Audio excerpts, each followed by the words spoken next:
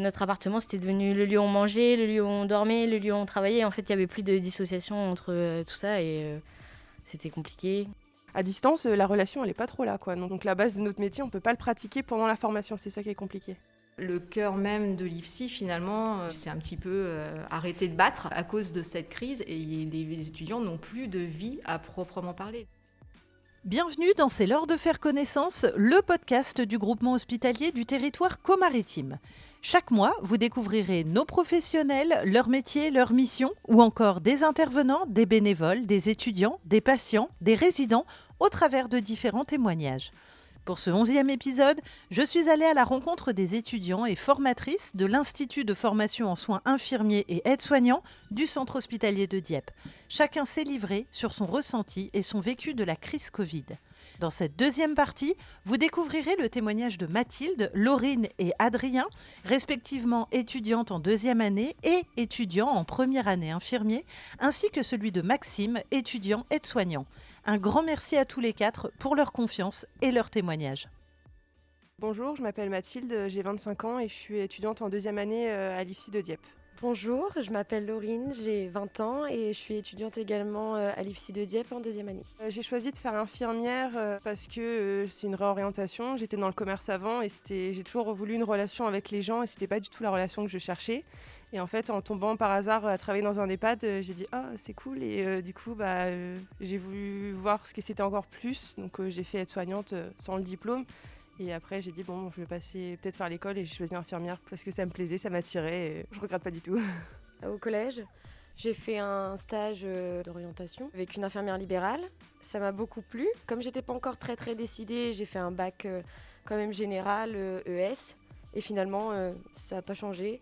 J'ai passé un concours, j'ai fait une prépa et l'année de ma prépa, le concours a été enlevé. Donc j'ai attendu, j'ai travaillé dans un supermarché le temps de pouvoir aller à l'école et je suis rentrée à l'IFSI après. Et je regrette pas non plus. On a commencé septembre 2019 où on est rentré à l'école. On était tous ensemble. On allait à l'école comme tout le monde, quoi. On allait à nos stages. C'était bien. Après Covid, donc distanciel, à partir de mars. On était en stage, moi perso, mon stage il a été coupé du coup à cause du Covid. Et après, non, distanciel, on a passé tous nos partiels en distanciel et puis depuis, voilà quoi. On n'est jamais retourné à l'IFSI après, on est retourné 2 semaines en septembre 2020. On a fait 2 semaines, on est reparti en stage, on n'est toujours pas retourné, on a fait quelques TD, mais on n'a jamais revu toute la promo ensemble, tous ensemble. C'est compliqué dans le sens en fait où on se connaît pas et en fait on est obligé de faire des travaux de groupe notés ou non avec des gens qu'on ne connaît pas forcément en fait qu'on a vu quelques mois et qu'on n'a pas forcément parlé, donc c'est assez compliqué. Et puis après on peut pas en vouloir aux formatrices dans le sens où en fait ça leur est arrivé comme ça aussi, donc on s'est senti très délaissés, mais en même temps on se dit elles auraient peut-être pas pu faire mieux parce qu'elles aussi elles savaient pas comment faire pour nous prendre en charge dans cette situation-là, quoi. Donc c'était nouveau pour tout le monde. Le plus compliqué, c'est qu'on avance, mais on ne sait pas trop encore ce qui va se passer aussi l'année prochaine. Parce que toute l'année, en fait, on avançait, on faisait nos cours, on faisait nos partiels, mais on ne sait pas trop vers où on va encore parce que on voit personne, on voit qu'un écran en face de nous et c'est vrai que c'est assez compliqué.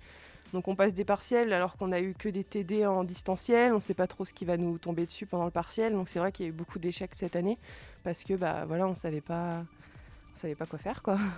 On était un peu perdus quand même. C'était compliqué de travailler toute seule. En plus, on a l'impression de travailler tout le temps. Enfin, on est entre 4 murs et on travaille. On ne sait pas ce que ça va donner. On ne sait pas si ça va fonctionner, tout ce qu'on fait. Parce que après, nos formatrices, on a quelque chose, on peut leur envoyer un mail ou quoi. Elles sont forcément là, mais c'est compliqué pour tout le monde, quoi. Je me dis, j'ai quand même la chance, comparé à d'autres étudiants de la promo, parce que moi, j'ai mes parents près de moi. Même si on était confinés, j'étais pas confinée toute seule. Et ma famille, c'est quand même un gros appui, quoi. Alors qu'il y en a, ils sont tout seuls ici, c'est hyper compliqué. Moi, je viens pas de Dieppe, mais ma famille est à 3 heures de route.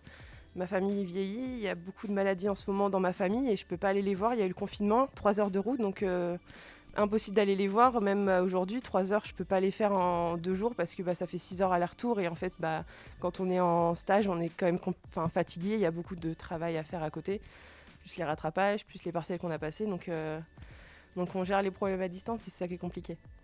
Je me suis quand même beaucoup remise en question et encore aujourd'hui, je vis avec mon conjoint qui est infirmier et je me dis heureusement parce que je pense que j'aurais arrêté. Je me suis dit je vais pas y arriver parce qu'il y a tellement de choses à faire que je me suis dit je vais jamais y arriver, enfin à tout faire.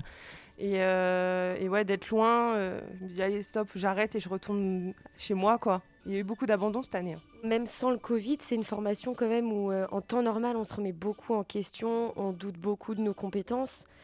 Et là, plus le Covid, je pense que pour beaucoup, c'est très compliqué. C'est de l'humain et il n'y a pas de contact là en ce moment.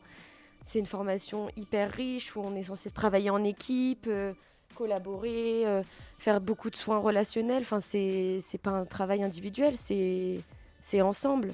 Et on est tout seul là. Donc, tout seul. Physiquement, on est tout seul quoi. Je me suis dit... peut-être que quand je serai diplômée, on me dira oui, mais ça se trouve, toi, tu as eu tes partiels pendant le Covid, on te les a donnés.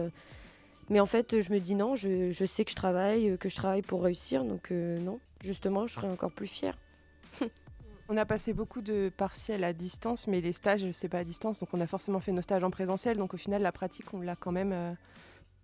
C'est un métier humain qui demande beaucoup de relations, d'écoute, d'écouter les gens, d'écouter ce qu'ils ont à nous dire, d'essayer de les aider au maximum. C'est un métier de passion. Faut aimer pour rentrer là-dedans. Si on n'aime pas ce qu'on fait, ça marchera pas. Faut s'y accrocher. Même si j'adore ce que je fais, il y a des moments, c'est dur. Faut tout retenir, faut tout enchaîner, faut assurer partout. C'est pas facile. Mais à la fin, en fait, on aime tellement ce qu'on fait que si on y arrive, on s'accroche. Le statut étudiant est très très compliqué, le statut étudiant infirmier. Parce que quand on est en stage, il faut jongler entre tous les postes, il faut jongler avec les aides-soignantes, il faut jongler avec les ASH, avec les infirmières, il faut réussir à tout enregistrer, à vraiment être très polyvalent et en fait sinon c'est compliqué en fait. Donc c'est vraiment un statut très compliqué. Il y a beaucoup de personnes de notre promotion qui adorent ce qu'elles font mais qui n'aiment pas être en stage parce que c'est vraiment compliqué vraiment. Et faut s'accrocher pour se dire qu'après ça va être différent et là on va vraiment être comme on veut quoi. Quand on a un but, il faut pas lâcher, il faut aller jusqu'au bout, même si on se remet beaucoup en question, aller jusqu'au bout parce que sinon on va regretter. Bonjour, moi je m'appelle Adrien Munoz, j'ai 19 ans et je suis étudiant en première année à l'IFSI de Dieppe en tant qu'étude infirmière. Ça a toujours été un peu, on va pas dire une vocation, mais presque. En fait, j'ai beaucoup déjà de personnes de ma famille qui travaillent au sein de l'hôpital, donc ça m'a beaucoup encouragé à aller dans cette direction. Et puis maintenant, m'y voilà, je continue la formation et pour l'instant ça me plaît donc ça va. Moi je sors de bac S l'année dernière, donc j'ai déjà passé presque la moitié de l'année de lycée en Covid. Donc j'ai eu le diplôme du bac avec le Covid. Donc déjà ça n'a déjà pas été facile de passer du présentiel au distanciel. Quand je suis arrivé cette année, déjà nous on savait déjà un peu ce qui allait nous attendre parce qu'on a déjà eu un avant-goût du Covid au lycée. Très compliqué. Après ça reste une première année d'études supérieures, donc nous on s'attendait plus à avoir de nouvelles têtes, de nouvelles personnes et commencer les études supérieures, finalement c'est une classe au-dessus. Cette année ça a été un peu compliqué déjà au niveau de la promo, puisque la promo, on est arrivé dans la promo avec des masques, sans se connaître, des gens venant de plusieurs horizons, donc c'était plutôt compliqué. De mon côté après, au niveau des cours ça n'a pas été facile parce qu'on n'a pas eu de vrais cours depuis le mois d'octobre 2020.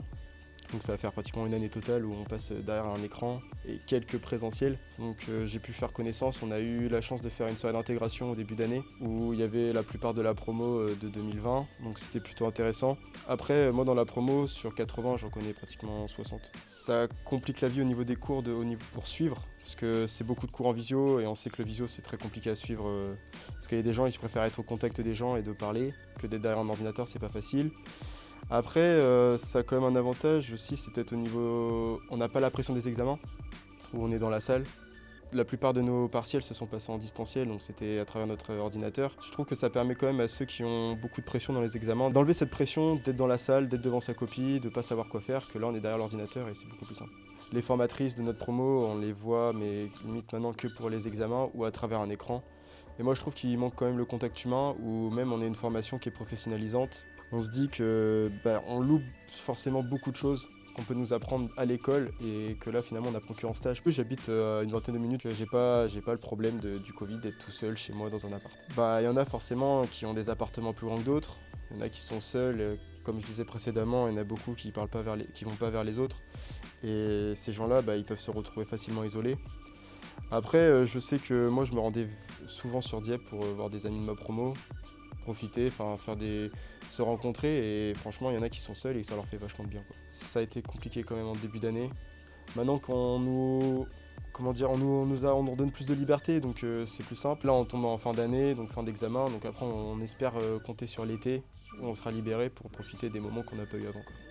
Ça fait déjà un bout de temps qu'on est quand même sur cette épidémie, qu'on espère toucher sa fin, qu'il faut tenir le coup et que je pense qu'on a déjà fait le plus gros du travail déjà durant cette année. Et après, je pourrais même laisser un message pour ceux qui vont rejoindre les promos l'année prochaine qu'on ne les laissera pas tomber, que nous on passera en deuxième année, ils passeront en première année, qu'on espère qu'on pourra donner tout ce qu'on n'a pas eu cette année. Bonjour, moi du coup c'est Maxime, donc je suis élève aide-soignant, donc j'ai fini ma formation cette année. Au début, donc l'idée d'aide-soignant n'était pas encore ancrée en moi. C'est par le biais en fait d'un contrat que j'ai eu en tant que brancardier, donc dans le nord de la France, parce que je suis pas de Normandie de base. Et en fait, c'est là où j'ai découvert un peu les métiers du soin, donc l'aide-soignant, l'infirmier, etc. Je me suis intéressé surtout au métier d'aide-soignant pour le côté relationnel, la communication avec les patients. Après, la vie a fait que je suis venu en Normandie.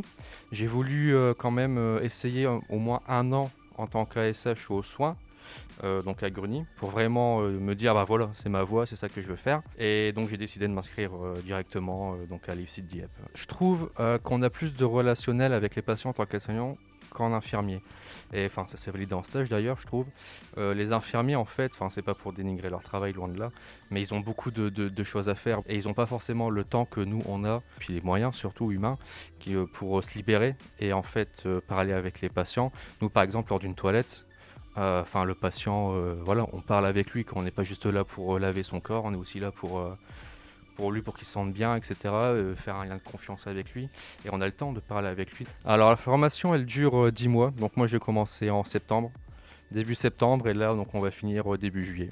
On a eu un début d'année en fait un peu mi-figue mi-raisin, si je peux dire comme ça. On savait pas trop en fait comment ça allait se passer le reste de l'année. Donc septembre-octobre, on a réussi à le faire en présentiel en fait, donc normal, avec les restrictions mises en place quoi.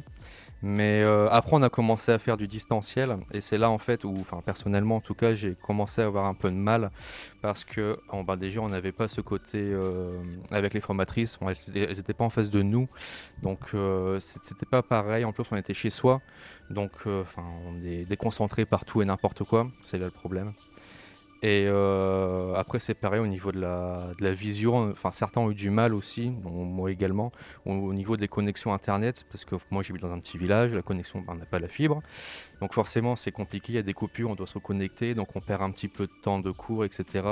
Que je pense qu'on travaille beaucoup plus chez nous individuellement, et je trouve que c'est même plus méritant, parce que quelque part, je ne vais pas dire qu'on a été lâché parce que ça serait faux, mais on doit être quand même beaucoup plus autonome en étant seul chez soi qu'en étant en classe avec tout le monde, quoi. La relation entre étudiants et formateurs, c'était compliqué parce qu'en fait, notre seul moyen de communication, c'était les mails. On ne pouvait pas leur poser des questions directement, hormis pendant les séances de cours. Mais sinon, on ne pouvait pas aller les voir dans leur bureau, leur poser des questions, ou bien même si on voulait avoir des exercices supplémentaires ou quoi que ce soit, c'était pas possible. En fait, il fallait que nous, on se débrouille de notre côté, quelque part, même si elles ont quand même été très présentes, les formatrices, même en distanciel, hein. Elles étaient toujours là pour nous répondre à nos mails, etc. Mais sinon, oui, on s'est pas vu beaucoup cette année. Puis étant quelqu'un qui aime bien parler, c'était compliqué de rester tout seul chez soi, quoi. J'espère l'avoir mon diplôme. Si je l'ai, je sais que je l'aurais mérité parce que j'ai travaillé pour l'avoir. Et donc oui, je serais fier de l'avoir. Puis surtout d'exercer un métier que j'apprécie, quoi.